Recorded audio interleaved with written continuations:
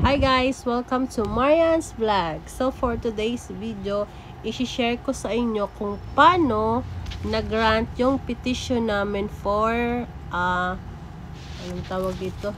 Change of first name in the certificate of life birth at saka clerical error.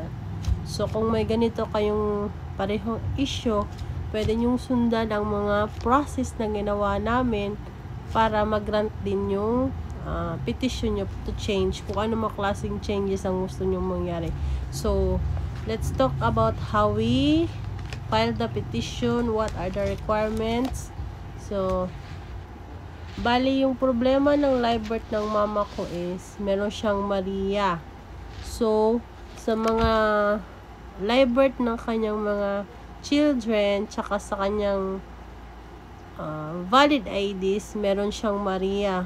So, hindi naman pwede sundin yung live birth niya kasi maraming maaapektuhan.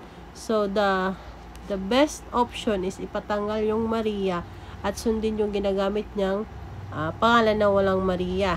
Then, the second petition is clerical error sa date naman ng kanyang birthday.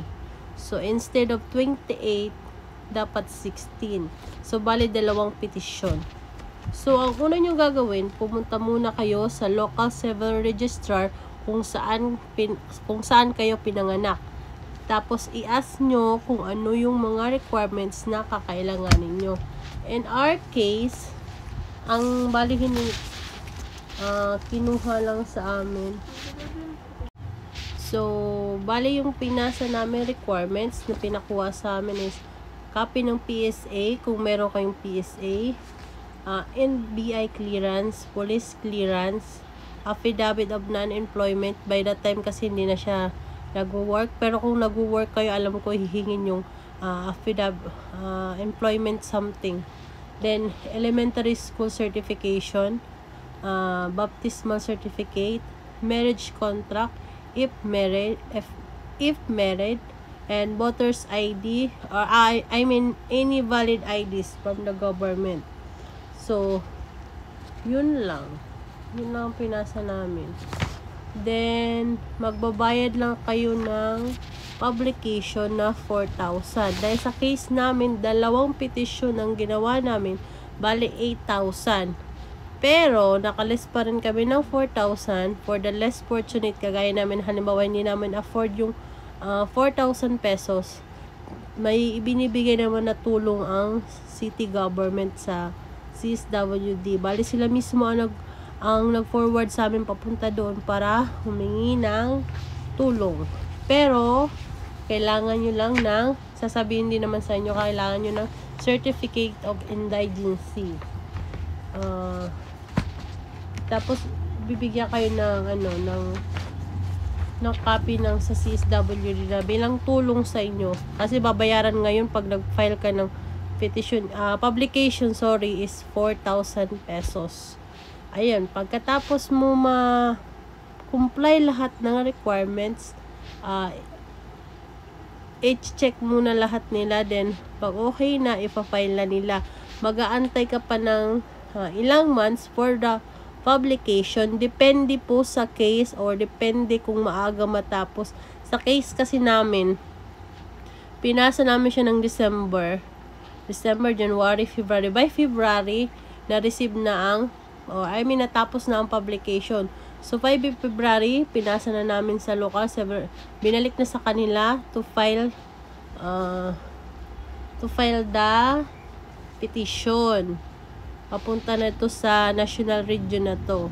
Tapos, dun na i-hearing kung i-grant ang inyong petition to change or for clerical error. So, in our case, maaga siyang natapos na grant naman yung petition ng mama ko to change the name and to change the date. Pero, after nito, siguro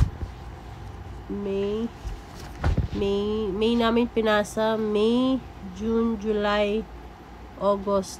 Almost 4 months lang siya na dumating agad yung resulta na granted na siya.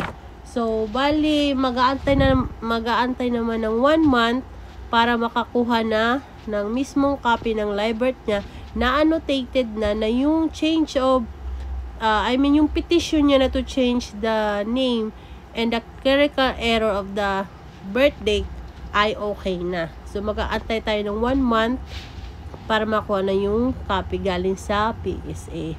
So, yun lang. Kung may mga tanong kayo, pwede naman kayo mag-comment sa comment section below para mag-guide ko kayo, or kung may mga concern kayo. Mas best talaga pumunta kayo direkta sa civil registrar kasi sila talaga yung authorized na magbigay sa inyo ng mga list of requirements. Mabilis lang naman kasi online na lahat eh. Police clearance, NBI clearance. So, online mo lang yan, tapos mag-a-appear ka lang. Kung wala kang kahit sa NBI, ora mismo makukuha mo siya. At yun lang. Maraming salamat. Thank you for subscribe. Please share the video and like. Thank you.